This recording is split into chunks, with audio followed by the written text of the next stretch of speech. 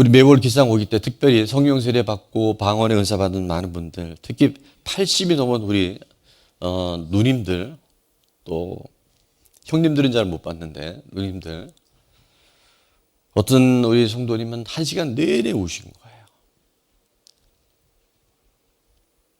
이 눈물을 통해서 하나님은 우리 가운데 새로운 은혜를 허락하시는 줄 믿습니다. 요한계시록을 보면 소아시아의 7교회가 나오는데 그 교회 중에 에베소 교회가 칭찬도 많이 받았지만 책망받은 한 가지가 뭐냐면요, 2장 4절에 그러나 너를 책망할 것이 있나니 뭐를 버렸다? 너의 처음 사랑을 버렸다. 이 처음 사랑, 처음 은혜, 첫 감격, 여러분 이걸 절대 놓치면 안 돼요. 근데 우리는 무감각해져요. 세월이 지나고 내가 원했던 어떤 일들이 아니라 이런 일이 있으면 안 된다고 생각하는 일이 현실이 되어질 때 우린 점점 그 첫사랑, 처음 사랑에서 이제 메말라지기 시작해요. 저는 오늘 베드로의 이 심히 통곡하며 울었던 장면을 통해서 저와 여러분 모두가 주님 오시는 그날까지 눈물이 마르지 않는 오양길 따라잡기에 주인공이 될 수 있기를 축원합니다. 눈물은 정말 우리에게 굉장히 많은 하나님의 은사고 은혜고 회복인 줄 믿습니다. 갈수록 기쁨, 감사, 내 자신의 그 철저한 통일 자복의 눈물이 하늘까지 이어지는, 그래서 그 나의 눈물을 통해서 또 다른 영혼들을 섬길 수 있는 저와 여러분이 되시면 좋겠습니다. 자, 그래서 오늘 베드로가 왜 심히 통곡했었을까? 심히 통곡하니라. 왜 통곡했을까? 첫 번째입니다. 예수님을 부인했기 때문입니다. 베드로의 통곡한 이유는 바로 예수님을 부인했기 때문이에요. 오늘 69절과 70절에 보니까 베드로가 바깥들에 앉았더니 한 여종이 나와 이르되 너도 갈릴리 사람 예수와 함께 있었도다 하거늘. 자, 70절에 베드로의 이야기입니다. 다 같이요. 베드로가 모든 사람 앞에서 부인하여 이르되 나는 네가 무슨 말을 하는지 알지 못하겠노라 하여. 자, 우리가 다 알고는 있어요. 근데 이 베드로의 부인이 정말 불과 몇 시간 전입니다. 26장 우리가 3주 전에 했던 31절과 35절 사이에 보면, 자, 예수님께서 이 성만찬 가운데 이런 말씀하시죠. 그때 예수께서 제자들이 이르시되 언제 오늘 밤에 너희가 다 나를 버리랴. 그래서 구약의 말씀은 인용에 기록된 바 내가 목자를 치리니 양의 떼가 흩어지리라 하였느니라 했을 때 베드로의 호언장담이 뭔지 큰소리 땅 치면서 32절 이렇게 얘기했잖아요. 베드로가 대답하여 이르되, 자, 모두는 다 같이 읽겠습니다. 모두 주를 버릴지라도 나는 결코 버리지 않겠나이다. 지금 뭐라 그랬어요? 얘들은 다 버려도, 이정도 집사님이 온 성도들은 다 버려도 저는 절대 안 버립니다. 그런 적이 있어요? 없어요? 예. 없다 그럴 수도 없고 있다 그러니까 참 애매하고 그렇죠. 그렇게 인간의 결심, 인간의 결단은요, 우리가 신뢰할 수 없어요. 나도 나를 믿으면 안 돼요. 그때 예수님께서 34절에 이렇게 말씀하셨어요. 예수께서 이르시되 내가 진실로 내게 이르노니 오늘 밤 이제 몇 시간 옵니다. 닭 울기 전에 네가 3번 나를 부인할 거야. 다 버릴지도 안 버리고 너 3번 부인하게 될 거야. 그랬을 때 35절도 같이 한번 읽습니다. 시작. 베드로가 이르되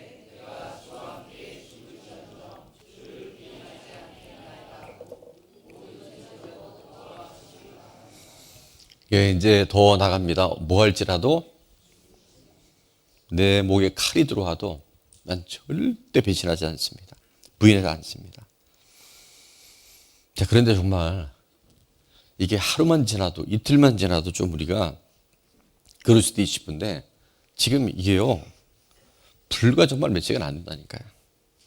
자, 그 장면에 오늘 다시 돌아와서 오늘 69절에 보니까 베드로가 바깥들에 멀찍이 예수님 따라가던 베드로가 바깥들에 앉았다가 한 여종이 그를 알아봅니다.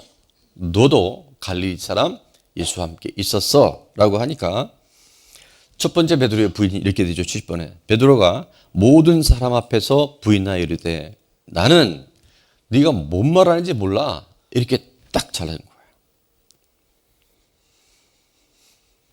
자, 그렇게 부인하니까 뭐라고 그러겠어요? 내가 잘못 봤나?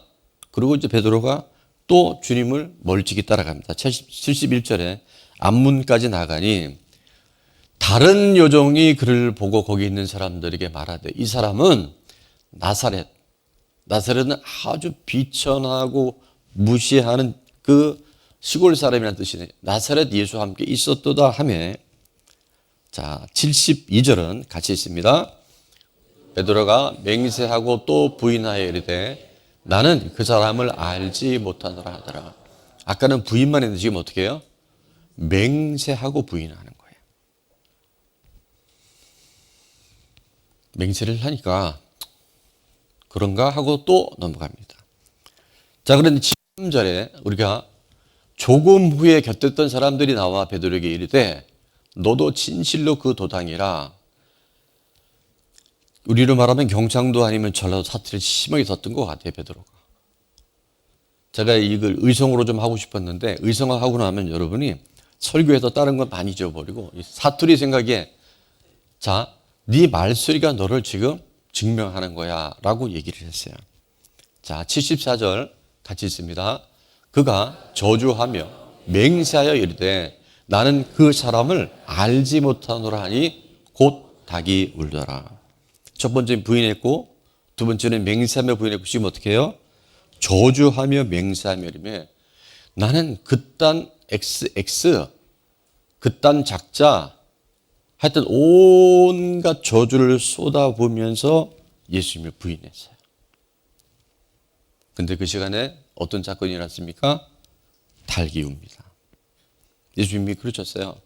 다 버릴지라도 죽을지라도 안 버리고 도망가지 않겠다고 했는데 아니 너는 나를 부인하게 될 거고 너는 3번씩이나 나를 모른다고 할 거야. 닭 울기 전에. 근데 이 3번 부인이 저주하는 그 순간 닭이 우는 사건이 생깁니다. 저는 여러분에게 베드로가 왜 예수님을 부인했는지 질문하고 싶어요. 여러분 왜 베드로가 예수님 부인했을까요? 우리는 지금 베드로가 그때 베드로라고 생각하는데 따라합니다. 내 안에 베드로가 있습니다. 내 안에 지금 내 현실에서 왜 예수님 부인하고 있는지를 우리는 깊이 띵크해 봐야 돼요. 베드로가 왜 예수님 부인했을까요? 네?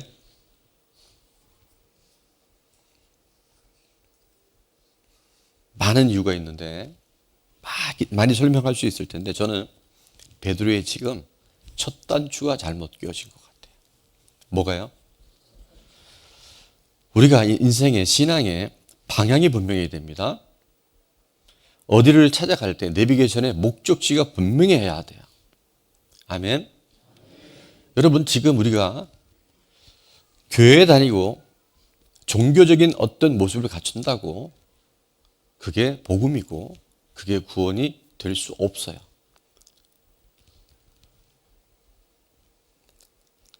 조만간인지 뭐 겨울에 제가 이거 코트를 입어보면 단추가 이렇게 2개까지는 채우는 게 잘하는데 저는 왜 그런지 모르겠어요. 제가 ADHD가 있는지 3개, 4개가 되면 급하게 있다 보면 50 이상해서 가만히 보니까 첫 단추가 잘못 껴져갖고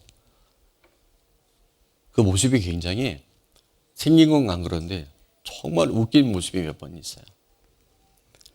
베드로가 저희가 왜 예수님 부인하냐면 방향과 목적이 처음부터 잘못되어 있는 거예요. 자, 지금까지 3년 동안 예수님을 쫓아왔던 제자들 베드로 결정적인 순간에 왜 이렇게 부인하고 맹세하고 저주했냐 하면 왜 저와 여러분이 결정적인 순간에 이렇게 시험에 들고 교회를 떠나고 예수 믿는다고 뭐가 달라져? 라고 할 수 있냐 하면 첫 단추가 잘못 껴진 거예요. 교회를 나눈 이유, 예수님 따라가는 이유 뭐였을까요? 세상 성공인 거예요. 뭐라고요? 세상 성공인 거예요. 세상의 행복을 쫓아가는 거예요. 지금까지 내 스스로 해결할 수 없었던 거 그분의 도움을 통해서 알라딘의 요술램프에 나온 지니처럼 예수님을 믿고 따르고 있었을 때 결정적인 순간에 우리는 손을 놓아버리는 거예요. 내가 다 이루지 못한 내 인생의 야망을 결혼을 통해서 배우자를 통해서 채우려고 하고 자식을 성공시켜서 대리만족하려고 하고 어떤 방법을 동원해서 돈을 많이 벌어서 노후를 안정적으로 살려고 그러고 그것이 무엇이든지 간에 건강이라고 하면 정말 경계선 없이 생활하고 있는 그 모든 뿌리 안에는 예수님을 따라가는 이유가 딱 하나인 거예요. 세상 성공, 세상 야망, 바로 세상 복음을 쫓아가고 있다는 거예요.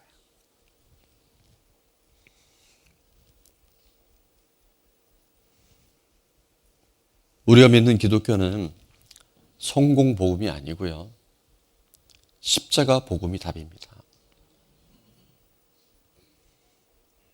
십자가가 없는 부활을 추구하는 지금 현대 종교인의 모습들이 우리 안에 얼마나 많은지 몰라요. 저와 여러분 어디서 살아났냐면 예수님이 십자가를 통해 살아났습니다. 십자가가 우리의 구원이에요.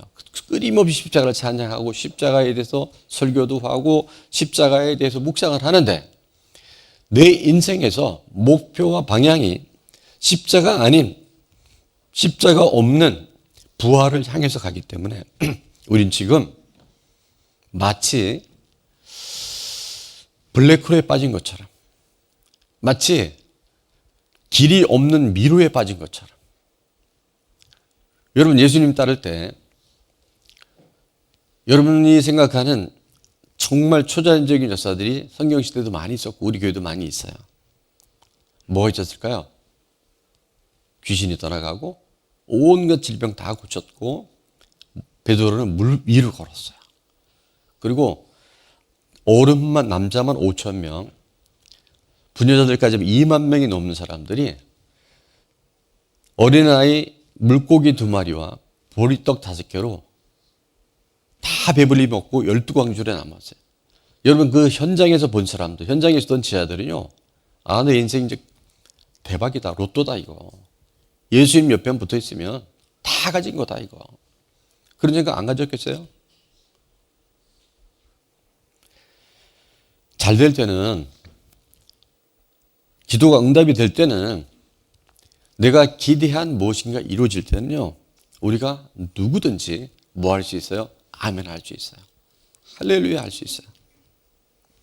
그런데 저 개인적으로도 그렇고 또 교회 공동체를 섬기면서 우리 많은 지체들이 나머지 절반 제가 볼 때는 2대8 정도 돼요. 정말 하나님께서 형통한 많은 부분을 가져가 주시고 때로는 사람에 따라 고난의 깊이도 있고 고난의 넓이가 있을 수 있는데 그게 얼마나 큰 영역을 차지하는지 바로 그 어떤 결정적인 지금 베드로가 위기 앞에 죽음 앞에 예수님이 끌려가고 십자가에 잡혀가시는 그 장면 앞에서는 뭐가 되냐면 좀 전까지는 아멘하고 다 버릴지라도 죽을지라도 이렇게 했던 그가 아멘이 안 나와요.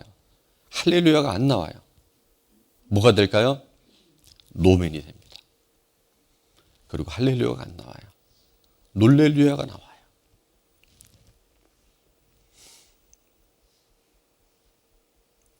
조금 전 그렇게 호언장담하고 다짐에 다짐을 했던 그 맹세는 다 어디로 가고 심부름하는 어린 소녀 앞에서 예수님을 부인하게 되고 그 이후에는 수치와 조롱을 당합니다.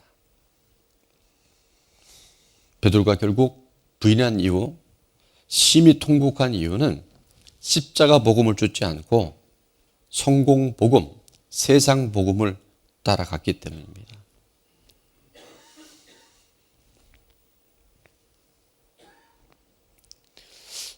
삶을 살아가면서 우리가 이해할 수 없고 해석할 수 없는 일들이 우리 수많은 간증자들을 통해서 나에게 없었으면 하는 글들이 있을 때가 옵니다. 근데 그때 우리는 내 자신의 믿음을 점검해 봐야 돼요. 나는 왜 이렇게 예수님 믿는다고 하면서도 예배도 드리잖아요. 찬양도 드리고요. 헌금도 드리고요. 봉사도 하는데 내 삶에 결정적인 그 한 사건, 그 한 사람 앞에 가면 예수님이 왜 안 보일까? 왜 예수님이 부인되어질까?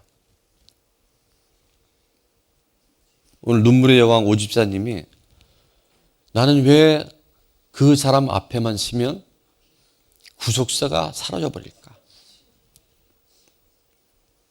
방향과 목적이 잘못되면 하나님은 우리 가운데 길을 예배로 놓고 계신데요.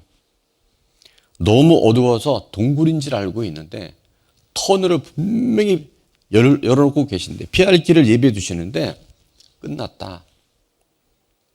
여기가 마지막이다라고 그 결정적인 장면에 터널임에도 동굴처럼 착각하고 포기해버립니다. 그래서 저는 요즘 매일 제가 묵상하는 게 있어요. 최근에 소그룹을 제가 이게 함께 하면서 한번 따라합니다. 방향이 분명하면 방법은 무궁합니다. 정확한 방향을 우리가 딱 짚고 나면 때로는 제대로 갈 수도 있고 때로는 길을 헤매어 갈 수도 있고 이상한 골목으로 들어가도 내비게이션은 정확하게 안내해줘요. 우리가 때로는 실수할 수 있고 넘어질 수 있지만 뭐만 분명하면 방향이 분명하면 목적이 분명하면 성령님은 예수님은 우리를 긍휼히 여기시고 도와주셔요. 그 길을 갈 수 있도록 가이드해 주시고 안내해 주셔요. 근데 종교적 행위는 다 하는데 뭐가 잘못되면 방향이 잘못되면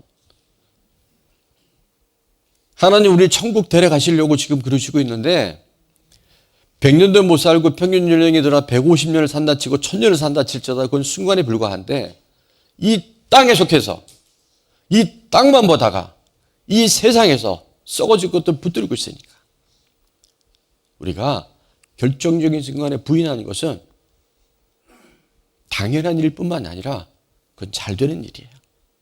부인하고 통곡해야 돼요. 내가 이것밖에 안 되는 인간이구나. 한번 따라하면 하나님은 언제나 옳습니다.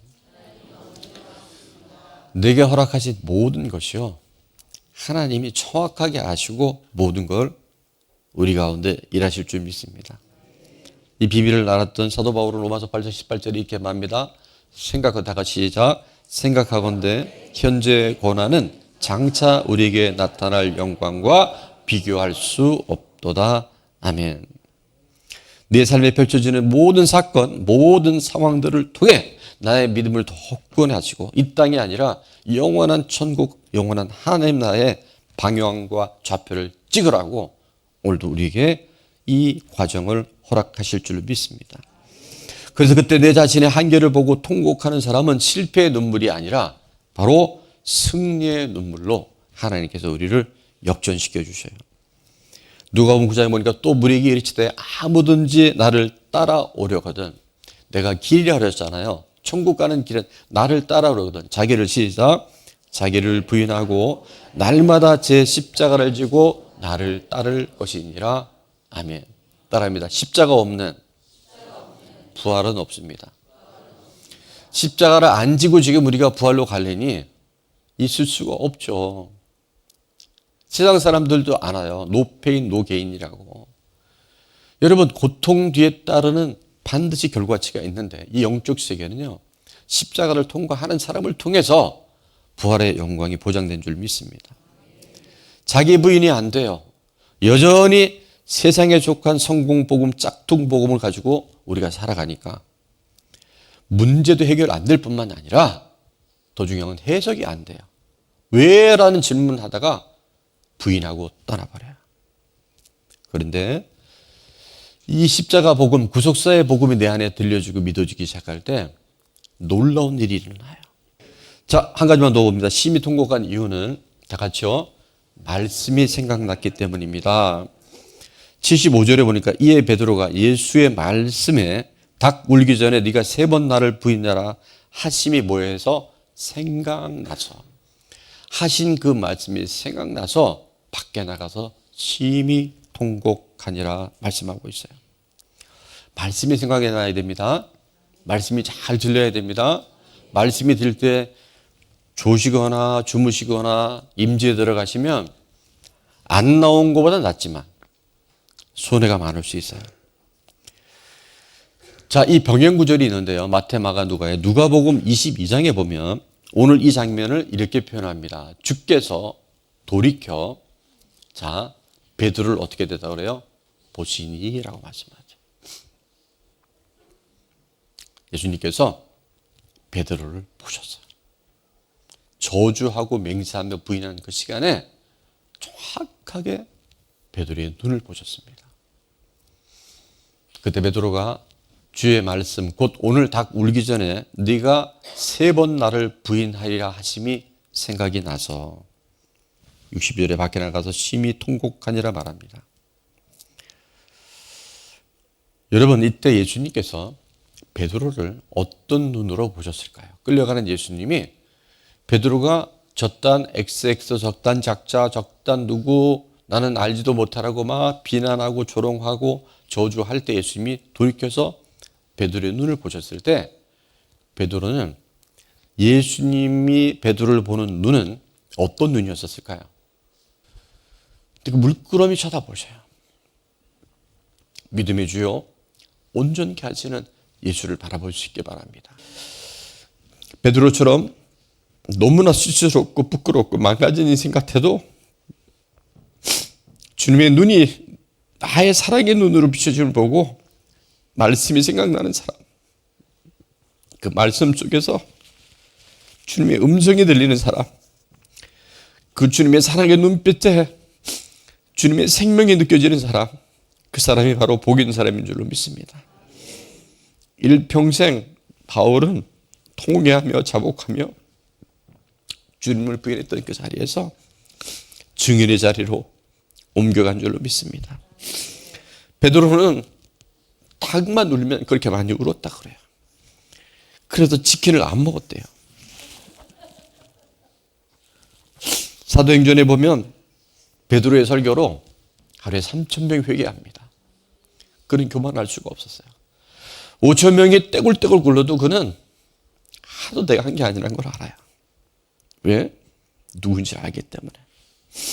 저는 여러분에게 이렇게 말씀드리고 싶어요. 주의 말씀을 듣는 사람에게는 실패가 없습니다. 주님의 말씀이 들리는 사람에게는 반드시 살아나는 역사가 있습니다. 그래서 우리는 평소에 말씀을 많이 읽고 많이 듣고 많이 묵상하고 많이 암송하고 말씀을 잘 귀 기울여 들어야 돼요. 그리고 나의 이 통곡의 눈물이 감정적 눈물이 아니라 영적 터닝이 되어져서 또 다른 사람을 섬길 수 있어야 됩니다.